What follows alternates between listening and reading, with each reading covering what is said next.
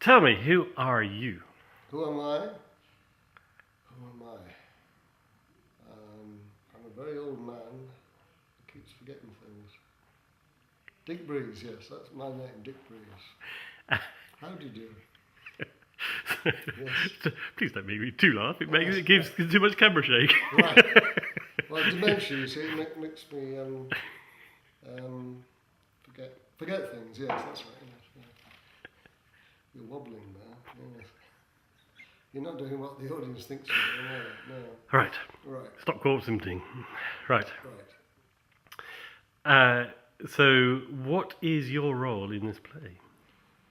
My role is to keep everybody happy all the time, which is quite difficult, really. Yes, I'm the director, which means that I have to tell people what to do, and then they argue with me, and then what we do is adopt the Brian Clough approach to arbitration, if you like.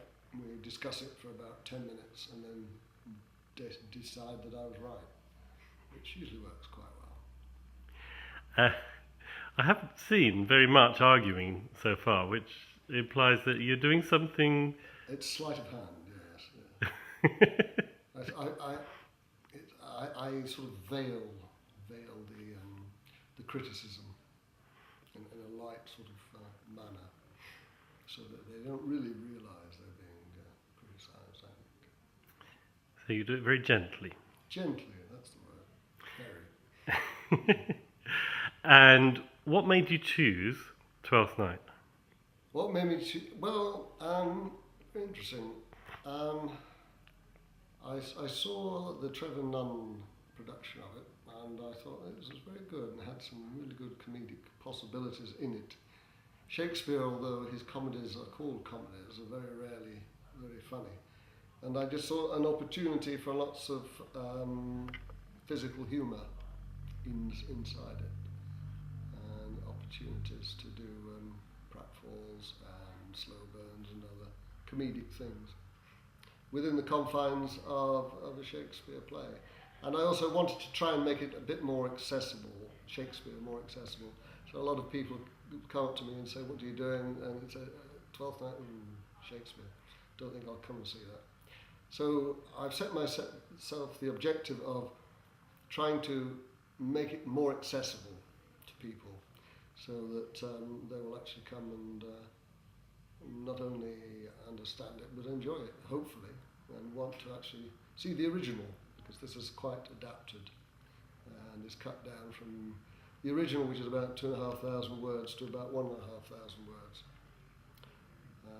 That sounds like quite a big cut. It is a bit, yeah. It's an hour and a half, which means that we've got plenty of opportunity for music and sword fights and business, and we've started putting in a few pinter pauses, so we can move it from about 1.5 hours up to about 4.5 hours quite easily by just keeping the pauses in. As opposed to Hamlet, by the way, which is, just to give you some idea, Hamlet is 4,000 words, and most Shakespeare's plays are about 2,000 to 2,500. Originally, Twelfth Night is 2,500 words, but we're down to 1,500. But we'll probably run it about 2 hours, so nothing to be afraid of. Plenty of time to hold it in and keep the old prostate quite happy. And I've noticed that the famous opening lines don't seem to be the opening lines that you've chosen. No, I thought I'd change them to the Julius Caesar. Hence, home, you idle creatures, get you home, because I thought that would really confuse the audience. Now you're really ribbing the audience. Yeah. No, I've done which is something that's quite conventional, actually, is to change 1, 2 and 1, 1, so that we open with the storm scene, rather than If Music Be the Food of Love. And I think this, if you look at the 4 recorded versions, BBC, ITV, Trevor Nunn, and the John Gielgud one from the 60s, you'll find that they all start with the sea scene rather than the Orsino scene. Dramatically, it works better. So that's the rationale for doing it. The dramatization. Yeah. Dramatization. Shakespeare got it wrong. Really. But they are very strong opening words. They presumably do still appear in the play. Oh, which ones are you talking to? The opening lines as Shakespeare wrote. Music with the Hood of Love. Yes. Yeah. I think yes, they are very famous opening lines, but they work better inside the play once people have got used to the set and the characters themselves. Okay. And what are your hopes for the play? My hopes for the play. Let me think now. Well, I hope that it will be so successful that my adapted version will be taken up by favour and favour, and be as successful as J.K. Rowling, basically, and sell millions and millions of copies. Then I'll be able to supplement my retirement and go on a lot more cruises than I am doing at the moment.